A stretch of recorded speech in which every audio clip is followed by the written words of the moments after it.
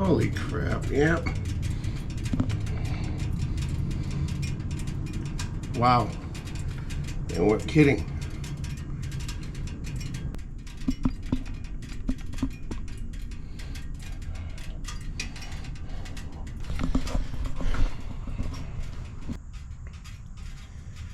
Right when I thought my paranoia wouldn't kick in more, which it did, someone went ahead and posted something that caught my attention that triggered my paranoia.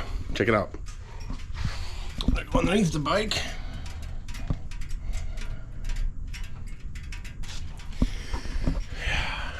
There's stuff exposed. All it takes is a rock or anything. What the f?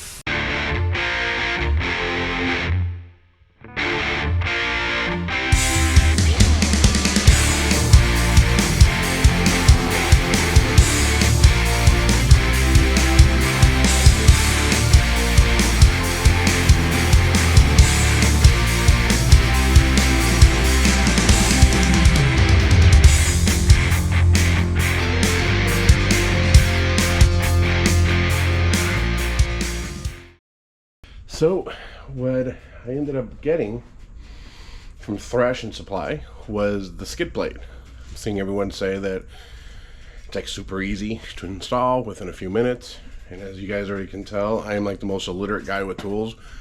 Computer, film programming, writing music, bring it on all day. Mechanical stuff, well, that's why I'm doing this video. So I went ahead and bought the part from Thrash Supply, the skid plate, and we're gonna take a look and see how quick I can put this together. If I can put it together, any of you guys can. Let's check it out.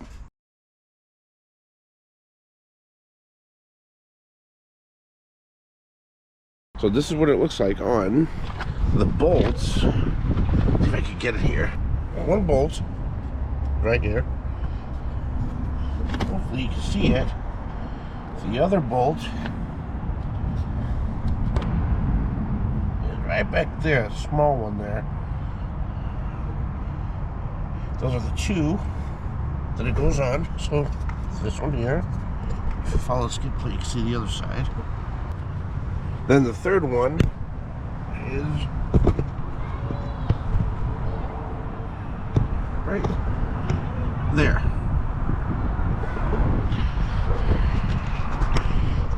So I have no idea if you actually caught that, but that's how it went on.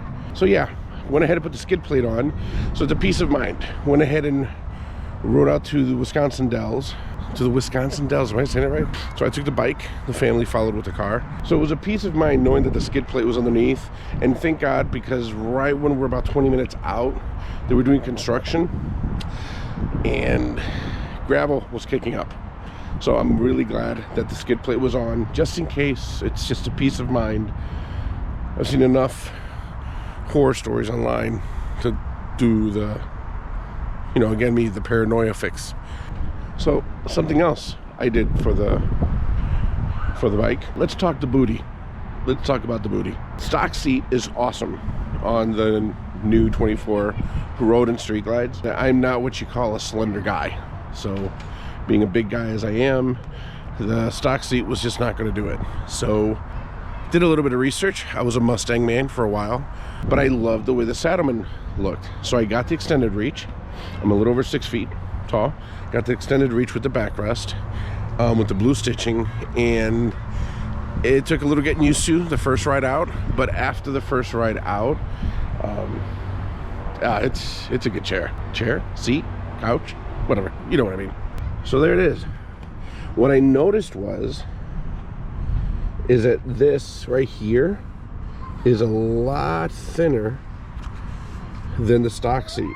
So your legs actually feel like it's wrapping around the bike, which is really not a bad thing. I kind of felt like my legs weren't stretched out. It's like I was almost sitting on a chair.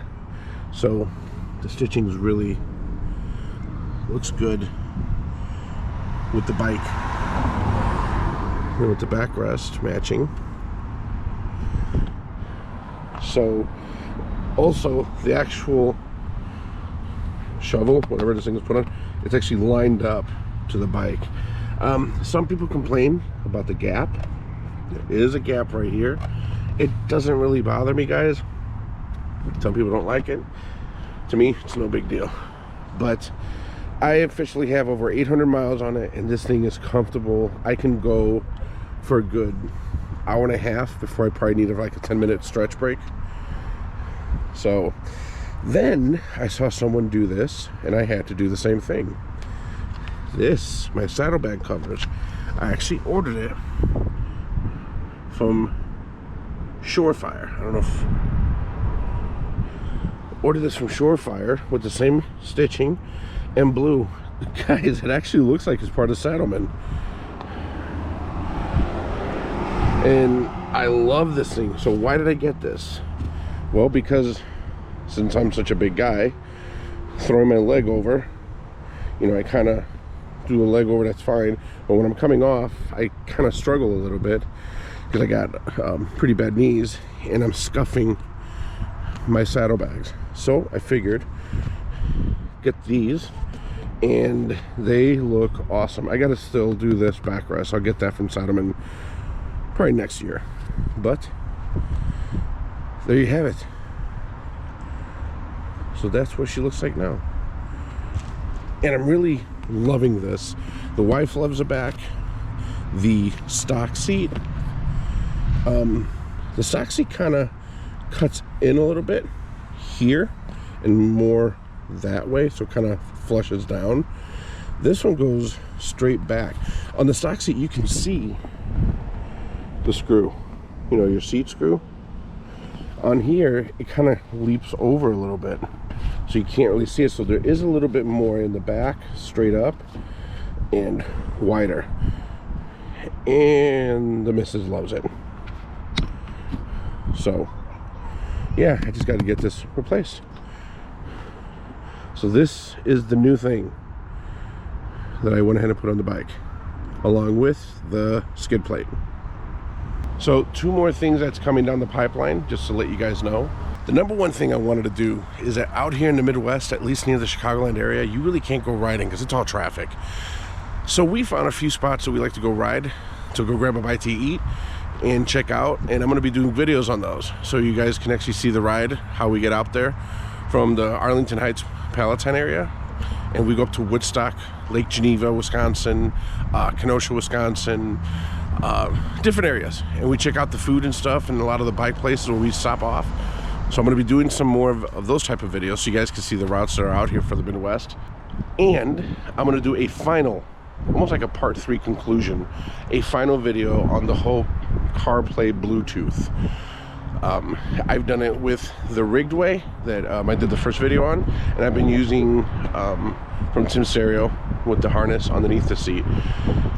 And I've got opinions about both of them. And I'm going to go ahead and give you guys my opinion of what works best for me, what seemed to have worked really flawless, the pros and cons of both, and give you my final video on it, because I think that's a dead horse we've beaten up enough, right?